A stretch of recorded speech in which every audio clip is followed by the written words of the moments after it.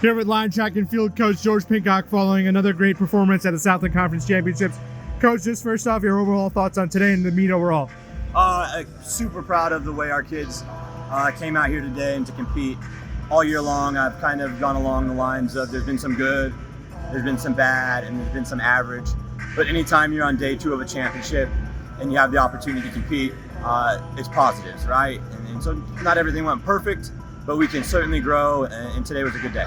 Touch on some highlights, starting with the heptathlon in the morning. Jonas coming in 5th. Yeah, Jonas had a really good day 2, just very consistent, and ran a great 1,000 to kind of make that jump right to where he needed to be in the 5th. Touching on the first event on the track, 60 hurdles, podium on both sides. Yeah, energy was super high. You know, I think those 60-meter dashes, the building kind of turns electric, and it started in a great way with the women's 60-meter hurdles. I believe probably the fastest and closest race, top to bottom, this conference has seen. Amara Dina, new with us, 3rd place in a really, really good run.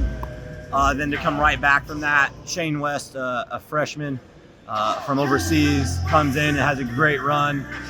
Big season best for 10 points. So super proud of him. And again, like that's why we compete on day 2, is get in there and do it. 60 dash really close, lines at 2 placers in the men's side. Yeah, Enoch Fosuhine and Kingsley Ayabide, another close race, just separated by less than 1/10 of a second. And sometimes luck's not on your side, but I thought those guys put themselves in the best position possible. Keep going on the track, 400 dash, Miles Redding with the title as well. Yeah, coming into this meet, Miles might have been maybe a little underraised in the 400, but had a season best, had some season best in the 800, and it was kind of a decision we had to make as a staff. And we all really believed that there was a huge upside for him in the 400. So just thrilled for him. He went out and competed with a veteran in this conference, someone who's running some big races, some big relays, and Miles ran line to line for the win. Touch on jumps, Colin Lusk, season best for him for a 6th place finish in a triple jump. Yeah, Colin's new with us this year, and really happy with what he's doing. He's still got some things to figure out.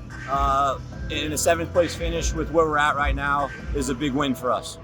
And then high jump on the women's side, really great finish from both Janelle and Amara. Yeah, Janelle, she's been the queen of high jump all year long, as we kind of refer to her. But she's also been a really good coach to Amara, who, before Amara got here, she had a few high jump marks, but it had probably been 3 or 4 years. So fun to watch those two work together and feed off each other.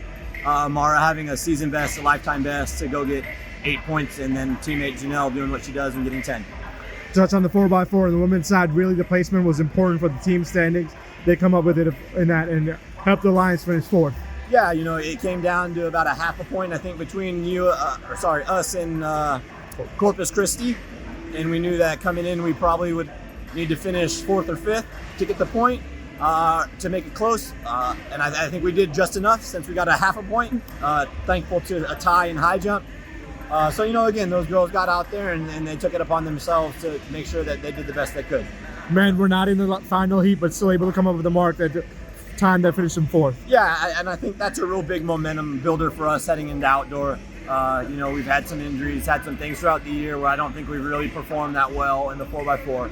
But to finish our indoor season about 6 seconds ahead of where we were for most of the year, I think is something that we can be built upon and provide us a little more momentum.